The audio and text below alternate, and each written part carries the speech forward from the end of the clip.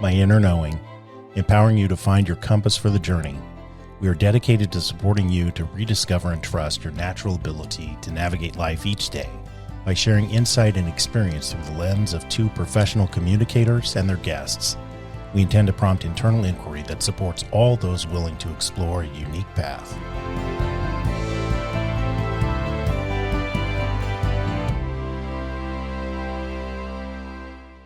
Well, hello, Brad. Hello. Thanks for joining us today. Yeah, honored to be here. Yeah. Honored to be in this space. This is bravo. Well done. Thank you. Well done. Yeah. Well, you and I met several months ago. Mm-hmm. Yep, through a mutual friend. Mm-hmm. Yeah. Yeah. So would you tell us a little bit about you and, what your, I don't know, not the story that we typically tell people about who we are, but maybe a little bit more about who you are. Okay. Grew up in North Louisiana, yada, yada. Oldest of 3 siblings. I always had a sense that, I don't know, I know we were talking before, I always had a pretty good sense of like internal tuning fork. Like, I'm going to do this. Yeah. I don't know, this is not for me. Everybody's doing this. Cool. Yeah, I'm doing this. Yeah. Mom and dad got divorced. I was 6. No, that's not true. I think a little older than that. Okay. And oldest, over responsible, got to be the man of the house, all that. And really, for most of my life, and very involved in church stuff. Okay, that's sports stuff as well. Very involved in church stuff. Mm-hmm. Found a sense of identity in the groups I was a part of religiously with that.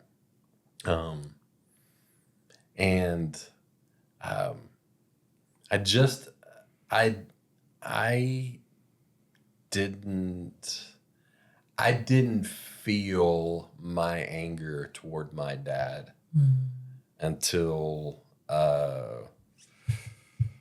probably 17, 18.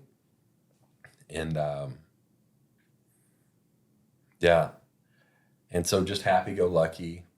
Like, I remember playing sports. I remember I was asked to preach at a church experience, and I was like, sure. As a teenager? It's 16. Oh my. Okay, go ahead. 16.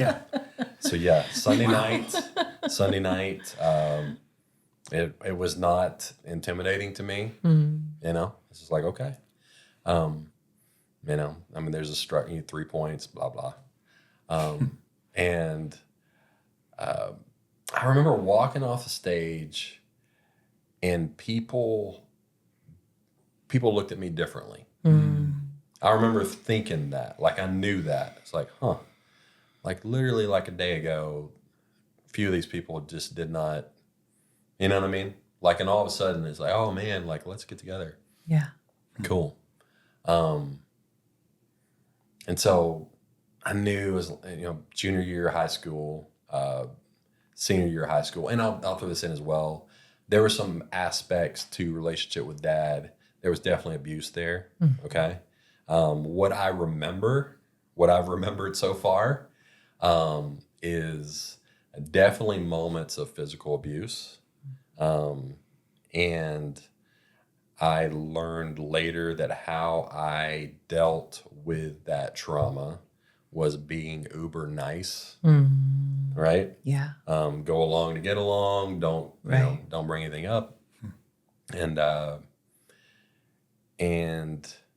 that seemed to work until I met people that wanted to actually get to know me. And so fast forward, junior, senior year of high school, had preached or spoken a lot, was deciding, okay, where do I want to go? Like, do I want to do like a ministry pastor thing, or do I want to do sports broadcasting? Because I love sports stuff, right?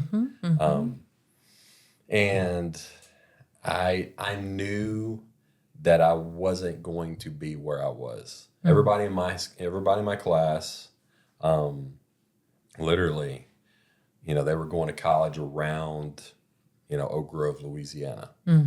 And I just knew, I was like, no, this ain't for me. Yeah. Like, does that make sense? Like, I knew that I don't know where I'm going, but I know I'm not going to be here. And so I went to Oklahoma City to college. Got a degree in pastoral ministry, minor in pastoral ministry. Major in pastoral ministry, minor like Bible, Latin, Greek, Aramaic, all that. And met my wife there. Amazing, amazing experience. Still didn't really look at the anger, like the actual rage Yeah. that I had. Didn't look at it, probably because I don't know that I would have known what to do. Right. So did some amazing stuff in college. We started this event. I was like helping out a lot of different churches. The churches I was at, I was like, oh man, this is 90. I was there 95 to 99. Okay. This ain't it, man. Like what I'm smelling in churches back then and what I was experiencing from what people were really dealing with was not matching up. Right. So I was like, I'm just going to create something. Tell us more about the not matching up. What I experienced people were really interested in and wanting to be aligned with was not matching up with what I experienced a lot of the religious communities that I was a part of were actually offering. Does that make sense? Like it just was not, it wasn't aligned. And so they just kind of accept it. It's like, okay. And I've never been that person. Yeah. I was like, I don't know how to, I'm not interested in pushing this down. I'm actually interested in amplifying this. Right? Like that seems to work well for me. It's worked in my life. And so we just created something. It's like, okay, well, I want to create a space that helps people explore their spiritual journey.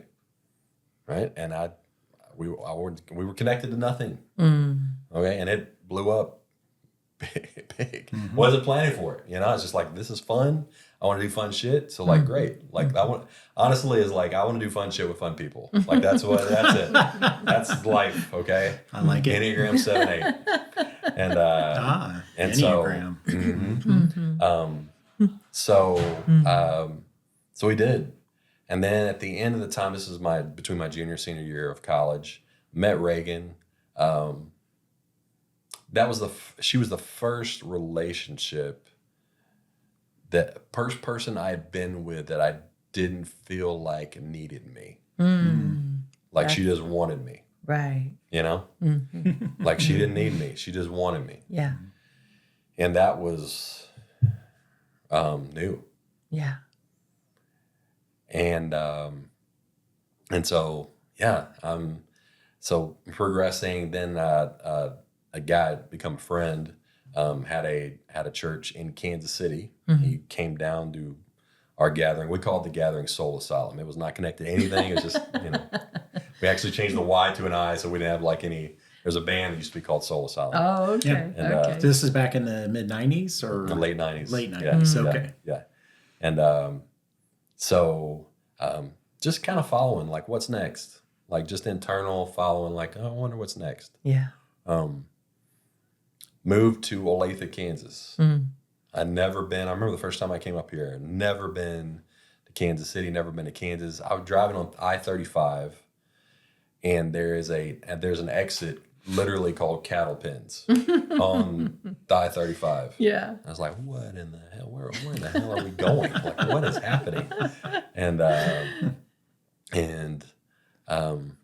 it's just new. It's like, okay, next chapter, like next adventure. And with Reagan, awesome, knew like we are totally on. We don't need each other. We want each other. Yeah. Right. Yeah. Very honest with each other. She knew all of my story that I knew to tell back then. Sure. Okay. Vice versa. Yeah. She didn't care if I was a pastor. She didn't care about any of that. You know, she's like me. And moved to Olathe, Kansas. Started working at a large church in Olathe called at that time it was called Indian Creek. It's not that name now, but Indian Creek Community Church. And I was like, man, all right, cool. About a year and a half in, one of the questions I ask people, that's because it was asked of me, is what's whispering to you that you've been reluctant to acknowledge, right? Oh, yeah. And that awareness has really been helpful in my life, especially if I feel stuck. And so about a year and a half in, what was whispering to me was, you're going to have to deal with what's really down there at some point, right? I was like, I'll just pray about it. Like, I don't want to deal with it. I'll just pray about it. Come on now. Let God deal with it. And except you don't deal with it. I didn't deal with it. Right. And then my view of God was changing dramatically. I was like, man, I actually care about transformation, not information. Like, I want to be a part of stuff that actually transforms people to help them be who they really want to be. Yeah. And this ain't it. This ain't working. So I'd never done therapy, nothing. Okay. I had a friend of mine that went through this seminar. At that time, it was called Breakthrough. Okay. Okay, it was a 4-weekend seminar, and he couldn't tell me what happened. He couldn't tell me anything about it. It's like, then what was interesting is like everybody I was working with at Indian Creek, they all went through this thing, and they was like, oh, you'd love it, dude. Like, can't tell me what happens. Okay, and it got to the point where, like, so many people had told me you need to do this. That I recognized cynicism, like strongly pop up. It's like, Sure. if one other person tells me, you got to try this, I am going to vomit. And I was so cynical, which now I know, like, definitely pay attention to the stuff I am cynical and sarcastic about, because that is the way home. Absolutely. It is leading me. The cave you fear holds the treasure you seek. It is leading there. Yeah. Oh, yeah. It is leading there. And so I can be curious about it, or I can, just try to shut it down. It won't get shut down, but I can try to. Right. Right. And so I went through this thing. And life-changing. Yeah. Like, I'd never, ever done work like that. And one of the things that I didn't realize it then, but like thankfully I was curious about it, is Reagan would say something to me like, I love you. And I loved her. That was true. But for whatever reason, it was so hard for me to say back to her 3 English words. Yeah. Like, I love you. I'd be like, oh yeah, me too. Love you. Some BS, right? And it's like, man, what is that? Yeah.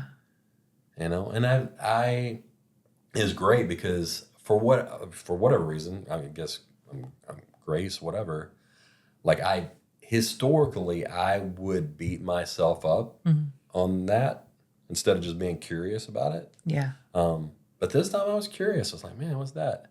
Well, literally like 3 weeks later, I'm going into this thing called Breakthrough. It's like, huh.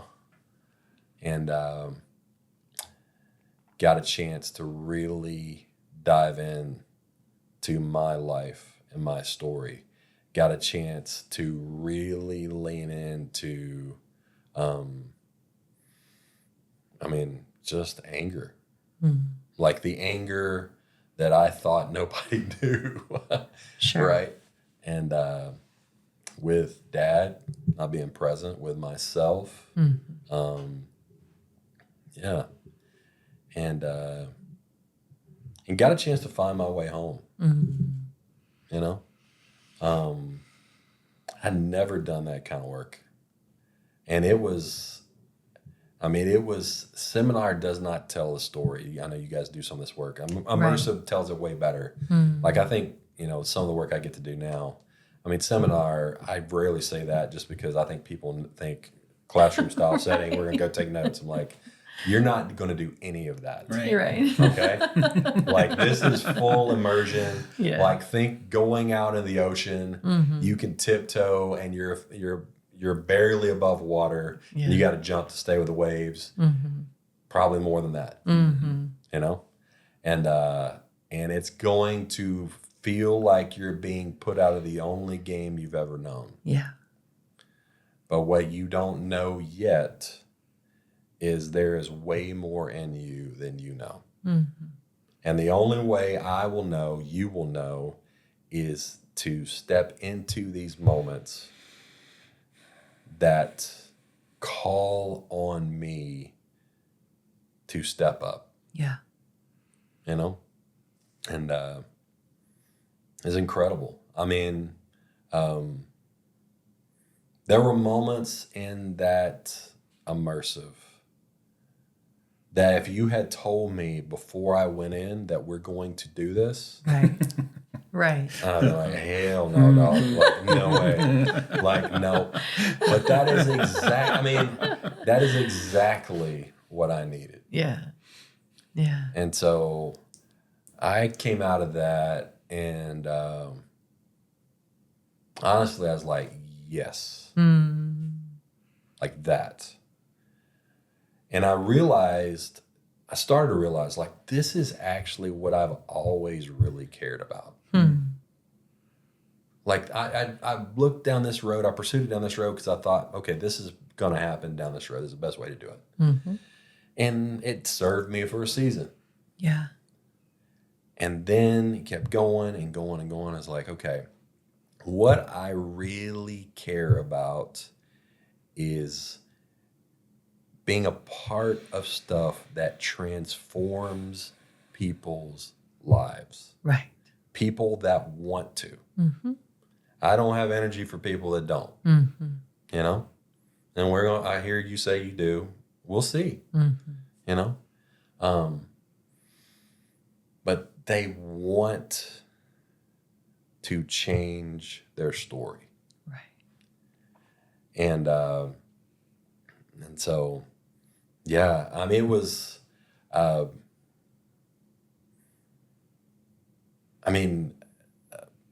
processing through anger with my dad. Honestly, there was an exercise in there that you get to go there. Yeah.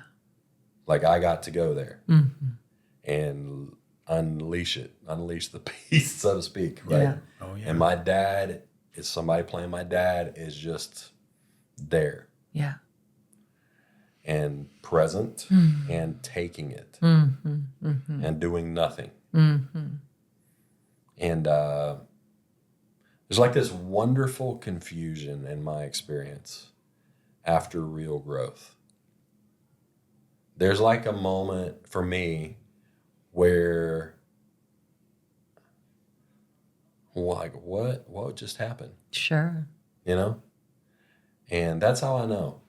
It's like, it's probably going to take me like 5 years to like, discern and like put it all together what that was, but that was something big. Right. Yeah. And so the dominoes of that, I stayed at that church for another 3-4 years. Thankfully they fired me and, it didn't feel like a gift when it happened. Right. Holy cow, was it a gift? I could have easily gone to another church. I was like, I don't think this is for me. You know, I'm not sure what I'm going to do, but I don't want to put myself in a place that asks me to be something I know I'm not. Right? And so I'm just not gonna. And so, you know, started this coaching business. It was 2008. It's like, wow, people pay you to, I mean, okay. They will pay me to basically like listen and give wisdom and perspective and tools. Yes. And then, oh, you know, Godspeed, God bless. You know? Oh, great. Yes. Get some certification. Sure. Wrote a book, started a podcast, had multiple, you know, part-time jobs, odd and end jobs, etc. Then I really started checking in on, okay, what do I actually believe in? Like, what is resonant with me in this chapter of my life? Right. And it's like, man. And about that time, the founders of Heart Connection, who I've grown very close to, okay, they're now the grandparents to our kid, or one of the grandparents. He's like, dude, you should volunteer. Actually, I think he asked me to be on the board. I was like, oh, be on the board. Okay. What do I have to do? And he's like, and he told me, I was like, okay, sure. And I checked in. I was like, okay, yeah, I really believe in this. Like I don't have to like Jedi mind trick myself to believe in it. Like yes. And so started volunteering a ton, like helping out, building community. You know, 6,500 people from 38 states, 7 countries have been through the Immersives, right, with Heart Connection. And it's like, wow, yes. And just neck deep into, you know, creating immersives, like exercises, tools, etc. Right. To help people flourish. You know, what I tell people is like, man, water treading is not an Olympic sport. You know, you can be the best water treader in history. It just means it's going to take longer for you to die. That's all that means. Yeah. Right? Like, where do you want to go? Right. / grow. Right. Right? Right. And so, yeah, I mean, all these things start happening. And then I remember thinking, I was like, you know what? I want to do this. I love leadership, love it. I love visionary leadership. Like my entire life, I've seen things other people don't see. I see what could be. I know, you know, it's like, look, I know 90% of the people don't see this or think it's ridiculous. Cool. I don't need to prove them wrong. Right? I just know I'm gonna do it. So let's go. Yeah. And so asked me if I wanted to. I was like, okay, I'm gonna create something that does this for people, right? And then I remember telling the founders, and they said, well, would you like to lead Heart Connection? It's like, wow, with decision-making authority? And I was like, yeah. It's like, went back, checked in with Reagan. I was like, yeah, that's alignment. There's massive alignment. Let's go. Had a vision for it, and then everything took off. And so that's what I did. Like, and I knew, well, I'll go down 3 paths, and then whatever resonates with you guys, you can let me know. But, I mean, started creating stuff, right? Saw a vision, like, we're going to do this, we're going to do this, we're going to do this, we're going to do this. Let's do it together. It's way more fun together. Let's go. Yeah. We'll raise money, all the things. And was great. COVID hits, okay? Yeah. And my job changed. About a year into COVID, I knew it. It's like, okay, we do in-person immersive experiences. We can try to replicate it on Zoom. It is not the same. Right. right? Let's just acknowledge it's not the same. Not we can the do same, it, right. but there is no way it's the same. Right. Okay. And I'm not interested in pretending like it is. Right. And so I knew 9 months into COVID, okay, my job just changed. It doesn't matter how I feel about it. Okay. Like my job just changed, and my job is to make sure we are still here when this is over. Yeah. That's my job. And so at the end of COVID, we took some hits for sure, but Heart Connection was still around, and I knew it's like, okay, I kept waiting for, okay, well, I'll get a vision of where we're going to go. And that never came. And I remember thinking, I was like, you know what? I could come up with something and nobody would know, you know? And I was like, yeah, you would know. And I've done that before. And I'm like, man, there's a cost to running red lights, right? Sure. And I was like, no, I'm not doing that. And I was like, I don't have vision for it. It is time to move on. It is time to shift. And was working with my therapist. She's incredible. And she told me she's like, you want to move? I was like, yeah, I do. She's like, here's what I think could happen. Here's what I think will happen. And short story long, what she said is exactly what happened. And so there were some hard things that happened in 2023, but none of them were surprising to me. Okay. Because, I mean, it's like, man, she's like freaking Yoda. Like, how'd you know? I'm like, oh yeah, that's happening. That's happening right now. Crazy. And yeah, just this internal knowing, this internal sense it's time. Yeah. You know, I think back on my time at the church, and I was like, I probably knew. My wife quit going to the church 2 years before I got fired. She's like, I'm out. You know, I was like, well, future reference. Like, she's like, I'd rather tend to my garden on Sunday mornings. I knew,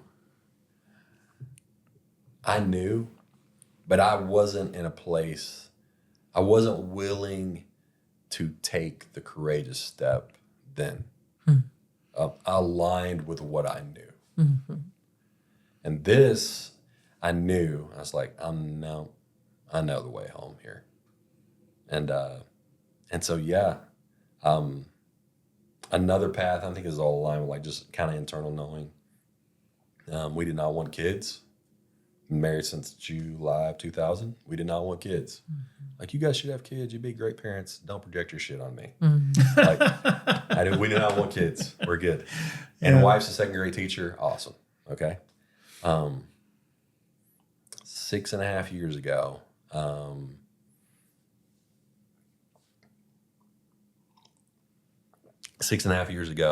I remember her saying, how do you feel about having a kid? And I heard myself say, I think it'd be awesome. And immediately it's like a butthole tightening moment. I was like, oh my God, like what? And then I'm 48 now. So was that 42, 43 then? Yeah. And then we have a little boy. And yeah. And just a sense, all those moments, like, this is the way. Like, just an internal knowing. It's not void of anxiety, obviously. It's not void of challenge, obviously. In fact, it probably is going to have more, right? Is it right for me right now? Not hard, right? Is it right for me right now? Yeah. Yes. Cool. Let's go. You know? And I love being a dad. Like today, actually, I dropped him off. He's 5. It's his last day of preschool. Oh. Okay, Yeah. so like all the feelings, Mm-hmm. and it just all I think about that is like, all these leveling up rites of passage in life Mm-hmm. that I have definitely run from, right? But that is the way to create the life I really want. And I believe there's like a deep internal sense of what I really want. And making choices that are aligned with that, creating space in my life to hear that, trusting people that know and want that for me, right? Yeah. So I'm a dad to a 5-year-old kid. I stepped away from an amazing job. And I am, I feel like I'm very aligned with my values. I didn't really think deeply about that before. Like what I value most in this season of my life is number one, I want my family to flourish. Not just tread water, and I'm a part of the family, so I'm including me. Emotionally, spiritually, physically, all of it. And number two is I want to be a part of shit that helps people that want to flourish. That want to. Right? And so that's what I'm doing. That's what I'm doing. Like I've got a job. I work 25, 30 hours a week right now. I love. It's a new arena. It's mostly sales stuff. I'm building a business. Like actually building a business that I wanted to do when I stepped away from our connection, called The Way Home. Okay, The Way Home Coaching, Consulting, and Immersives. So we do immersives. Come to us, immersives. I do coaching. But what we also do is like tailoring immersives for people and businesses. So 176 tools and exercises. I'm going to sit with you, going to listen to you. Okay. This is what you suck at. You probably hopefully know as a leader. If you don't, you probably shouldn't be the leader. And this is what you're great at. And if I can create an experience that helps you get great at what you suck at, then I think you're going to flourish. So yeah, and this is new. Okay. Yeah. I was in Salina for work a month and a half ago. Okay. There's a podcast. I'm really digging this guy named Jason Wilson right now. Okay. He's a therapist, African-American dude, does amazing work with like inner city kids in Detroit and uses mixed martial arts, okay, to do this. And as a podcast I'd set to listen to. And driving back from Salina one Sunday morning, I'm listening to it, and he's talking about his stuff with his dad, right? I'm like, okay, I didn't think about it. And it's on this All Smoke podcast, right? It's 2 retired NBA guys, and he's talking about abuse experience with his dad, and how real healing is finding a way to forgive them. And I don't mean like the forgive and forget bullshit. I mean like fully, I am forgiving you for this thing, right? I'm acknowledging this thing. I'm acknowledging this moment. I'm acknowledging this reality. I am choosing to forgive you for that, right? For me, right? Right. I don't, cool if it helps you, Right. all right? And I'm driving, and he's talking about stuff with his dad. And I remember, he's like, I remember thinking, when's the last time I cried? Mm. And I'm listening to it, and I'm thinking, yeah. Like, when's the last time that I just, like, let that emotion and tears come out, you know? Yeah.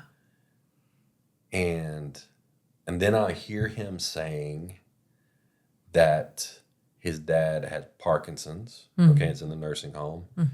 And he goes to see him after everything. I mean, it's like decades of abuse. Mm-hmm. And he's there taking care of him. And he's like, I'm walking out. And he says, I feel God tell me to go back in there and say to him, you weren't the dad I wanted, but you were the dad I needed. Mm-hmm.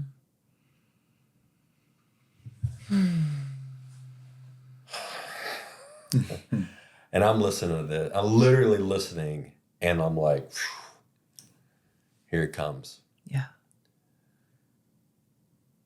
It's like, whew. And I just let it happen. I let the wave hit the beach.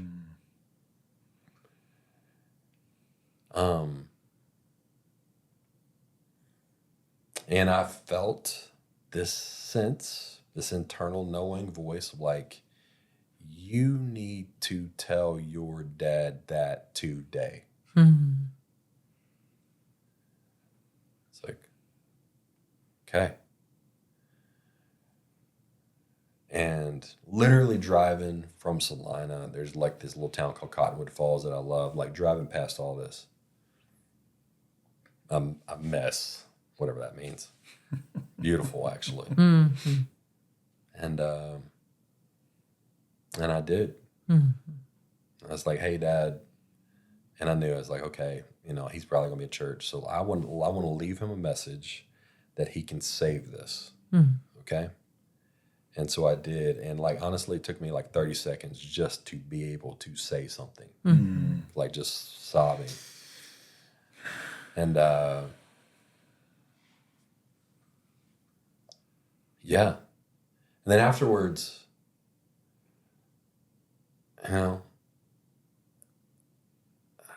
it's like pure oxygen you're breathing. Mm-hmm.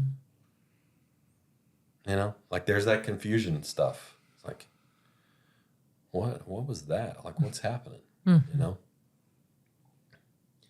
And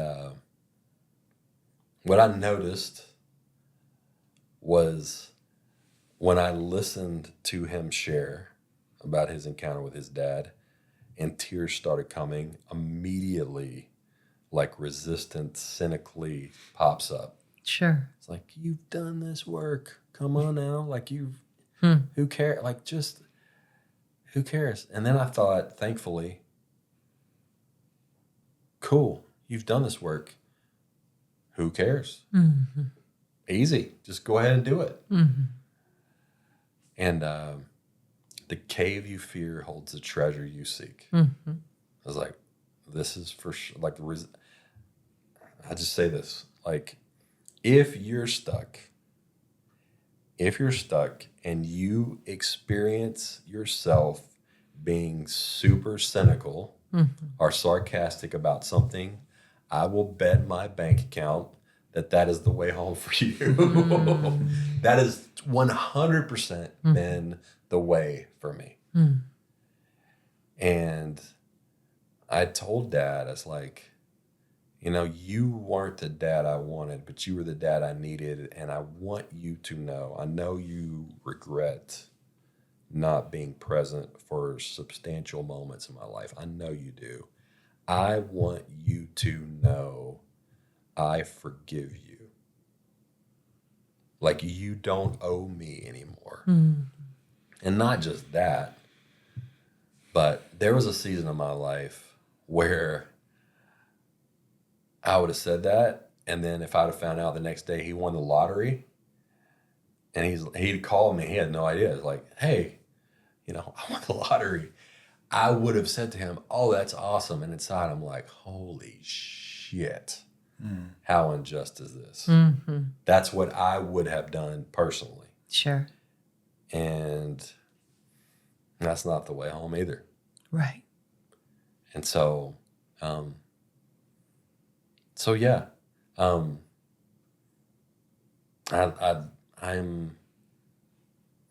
am learning to love myself and others well. Mm-hmm. That's what I'm learning to do. Mm. So, yeah, Yeah. yeah, I like that. yeah. So that's a little bit. Mm-hmm. So I would say that's resonant. Learning to love ourselves and others well. Yeah. yeah, I was in a session with my counselor one time, and it was the second session that I remember, and she said, so I played sports in high school. I wasn't the greatest at many of them, but some of them I was. I love playing tennis. Like, I was actually pretty good at tennis. And she's like, you know when people would talk shit to you? I was like, oh yeah, I loved it. She's like, it never bothered you, did it? I was like, no. She's like, do you want to know why? Mm-hmm. I was like, yes. Yes. She's like, because nobody's saying anything nearly as bad as what you're saying to yourself. Mm-hmm.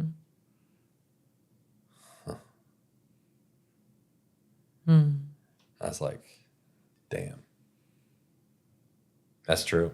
Yeah. She said, you not only need to let yourself off the hook, but you just need to know there's no hook. Mm. And I lost it. And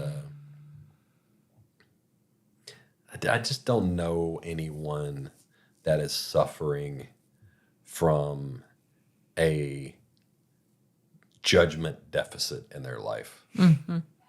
You know? Yep. Yeah. Oh, I don't know great. anybody that's like, you know what? You need some more judgment in your Right. life. That's what's missing here. You know? I don't know anyone. Almost everyone I know is suffering from a loving kindness, grace Mm-hmm. deficit. Mm-hmm.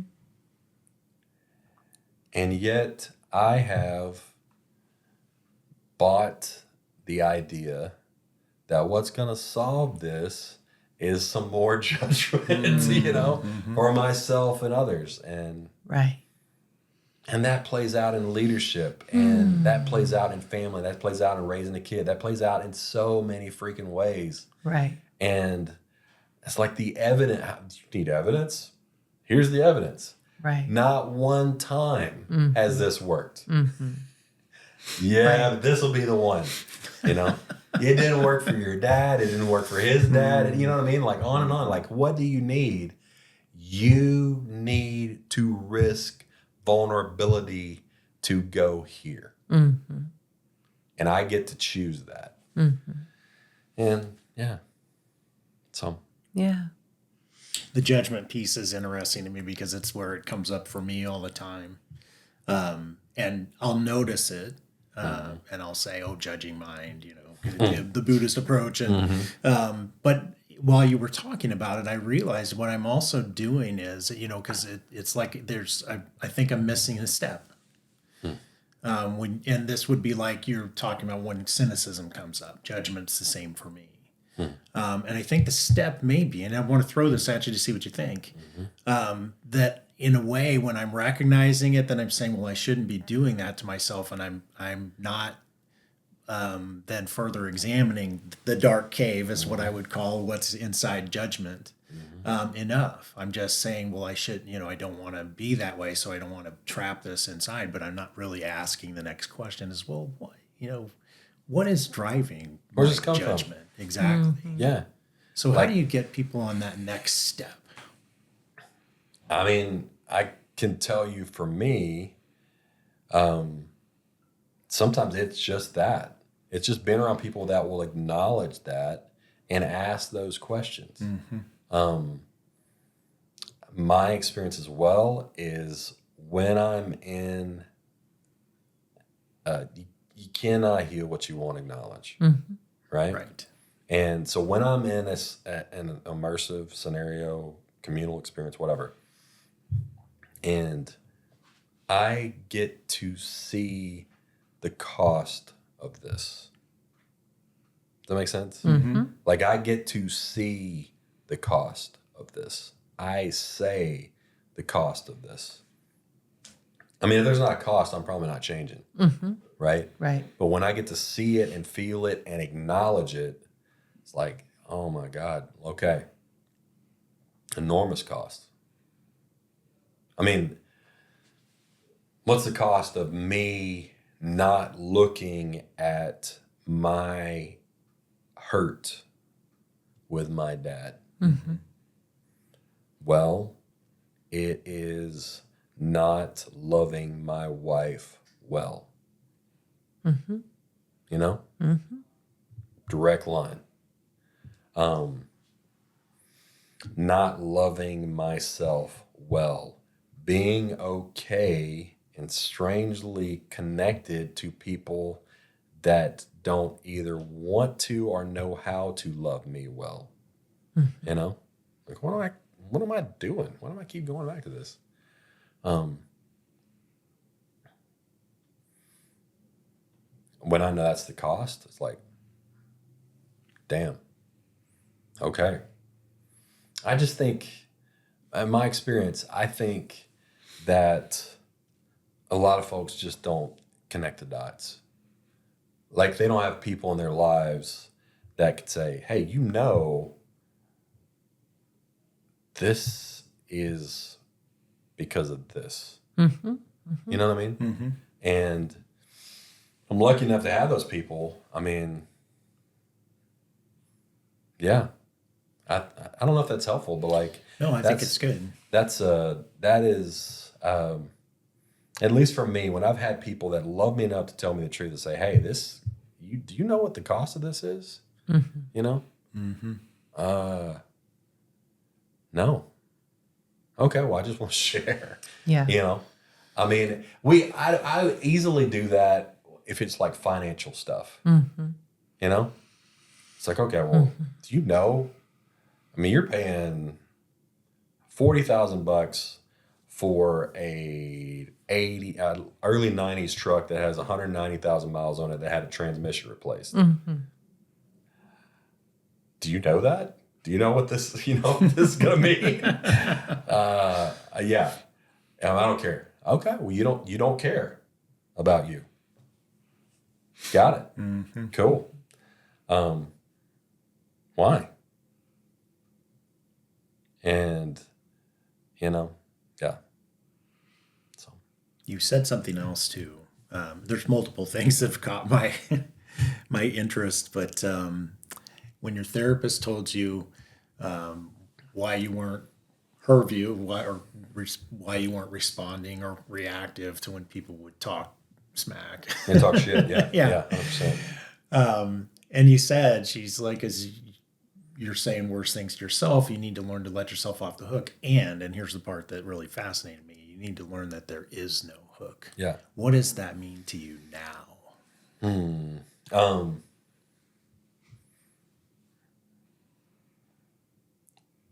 That I'm playing a game that doesn't exist. That like I insisted on it. You know what I mean?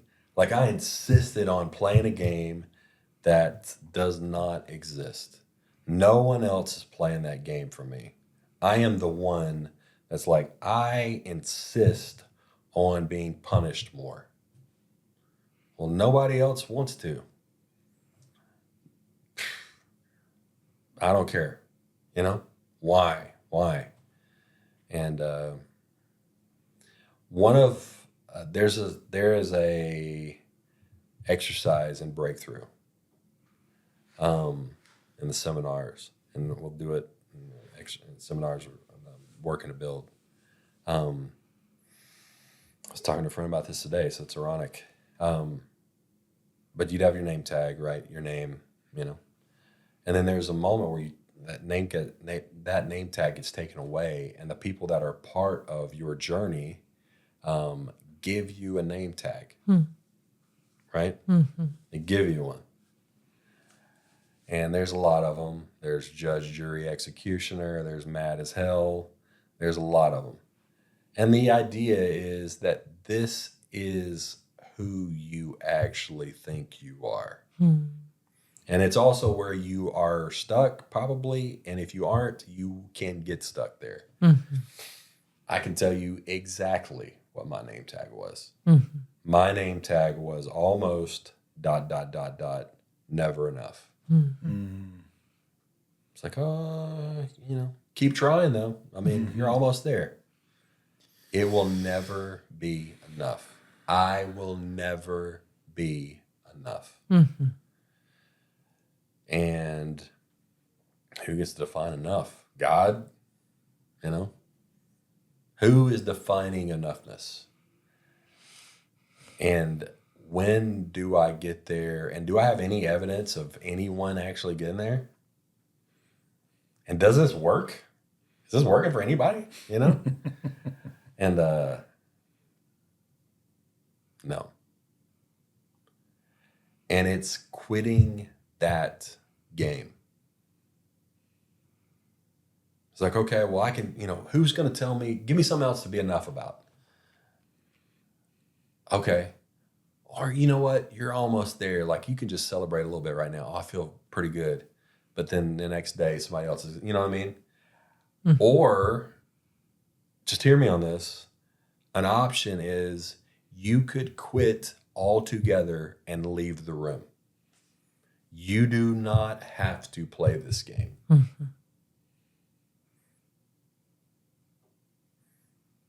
Like, you know what I mean? Like, really?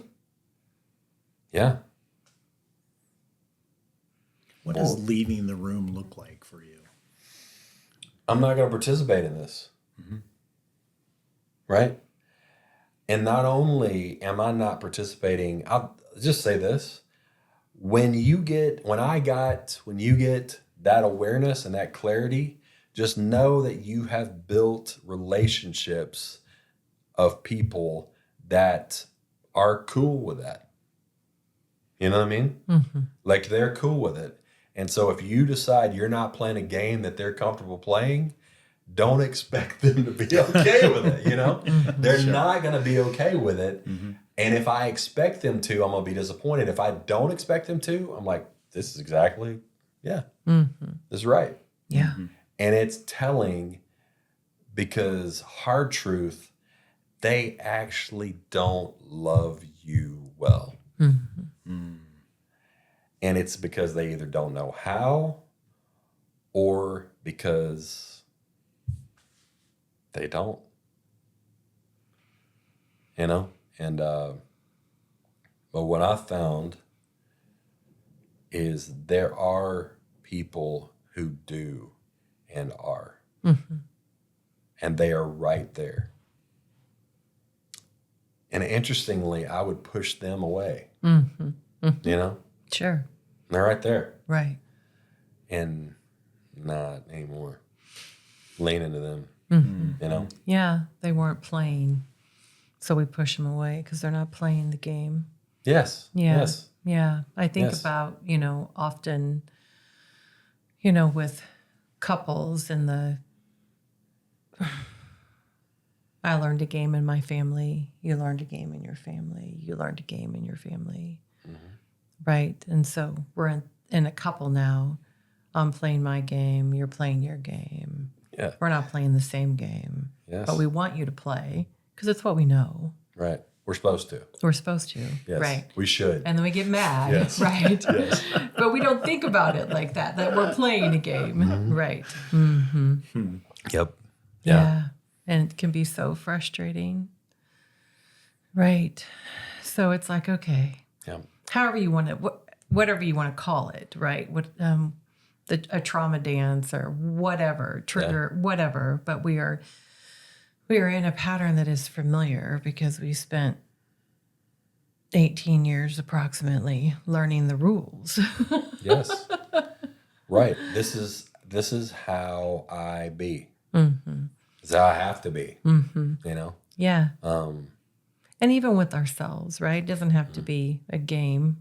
I mean, I was bringing up relationally, but with ourselves, right? Because Yeah. we witness our parents. We did an episode where, oh shoot, do you call yourself names, right? And Yeah. how we often pick up habits that our parents did, you know, that demonstrated their lack of self-worth, and then they just became a part of how we Guess it's engage okay. with ourselves, right? Yeah. Mm-hmm. Yes, man. Yeah. Yeah, I've seen that a few times with my kid, Mm. and it's like it catches me, and I'm Mm-hmm. like, okay, and I didn't even know I was doing that, Right. you know, Right. and he's saying it to himself. Right. I'm like, whew, Mm-hmm. I'm not okay with that, Right. you know, Right. I'm not okay with that, and so what am I gonna do about it, you know, Mm-hmm. and so yeah, Well, you have choice, right? I do. Do you get mad about it? Do you avoid it? Do you increase awareness? Process, find a different way. Yeah, be gracious, Mm-hmm. right? Right. I'm learning to choose that more. Mm-hmm. I'm learning to. Mm-hmm. Yeah, for sure be gracious with him. I'm like, hey man, like I mean, I'm not okay with you saying that to yourself. You know? Yeah. And he's like, oh, okay. But And why do you, learning by Daddy? watching you. Yeah, that whole video. It's like I learned by watching you. It's like, gosh. Yeah. And I've been okay with this. Mm-hmm. Why am I okay with this? Mm-hmm. You know? And yeah. Yeah. Finding those moments of learning, though, especially around our children or Mm-hmm. the ones that we want to love well. Mirrors, man. It's a gift. Sometimes it's hard when we spot it, but what a gift and an opportunity, right? To keep moving in the right direction 100%. or a better direction. Yeah. 100%. Mm-hmm. 100%. So yeah, that's a bit of my story. Yeah. I love it. Like I love what I'm doing right now in life. I love where I feel my life is growing to. Mm-hmm. I love getting to help my leaders for sure, but like just people that want to grow in general. And there's a grit that comes, like an emotional grit that comes with going into that cave again and again and again. Because my experience is once I've done it, I know it's worth it. Mm-hmm. Mm-hmm. Doesn't make, in my experience, it doesn't make it any less terrifying or scary or any of that. But I mean, it's worth it. Yeah. It's going to be worth it. Absolutely. You know? Yeah. And so I think it's often difficult for us to believe that there's more freedom on the other side of this work. yes. But I mean, what I've seen with people over the years, not just myself, is that at some point, if you keep stepping in, you're like, I know it's there. I may not be able to see it right now, but I do know it's there. There is I can't come up with a better word other than just faith in that. Exactly. You know what I mean? I can't come up with a better word than like, I do have my experience and I have the experience of other people and I'm here and I'm scared as hell. Okay. And I know that's the way.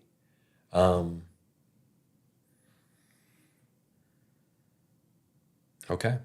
Yeah. I'm gonna go, you know, like, let's do it. And yeah. Yeah. Just a few things, Brad, before we wrap up. Time always goes by so fast.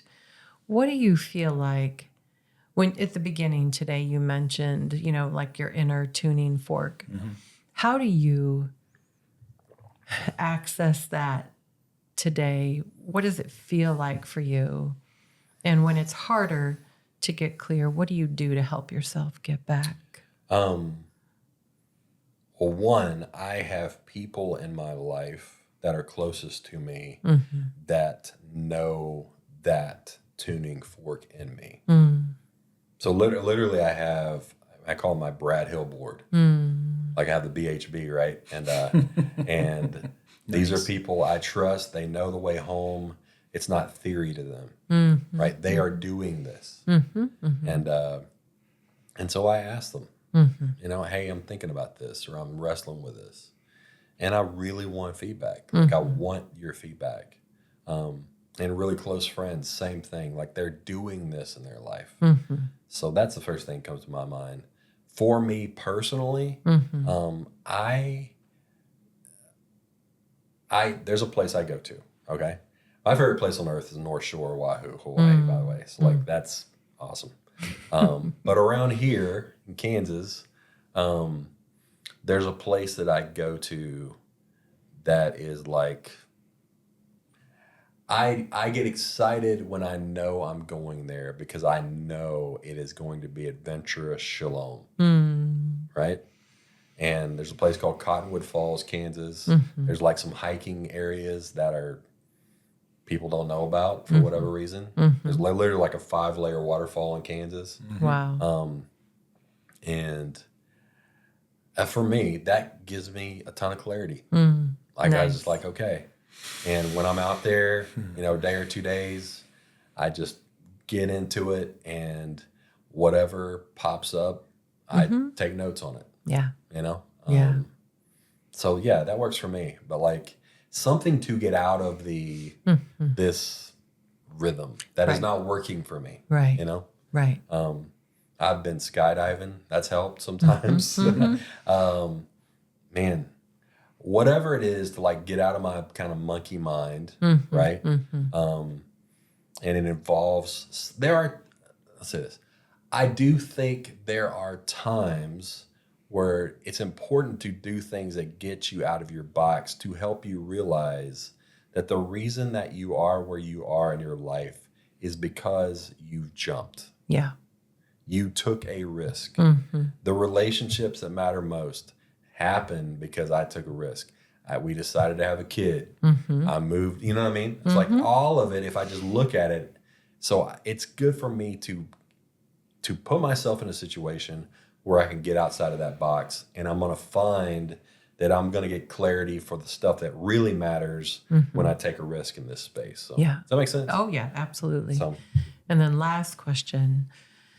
You've mentioned Joseph Campbell's work several times. Are there other people that you have referenced that you feel like are a good lighthouse for you? yeah.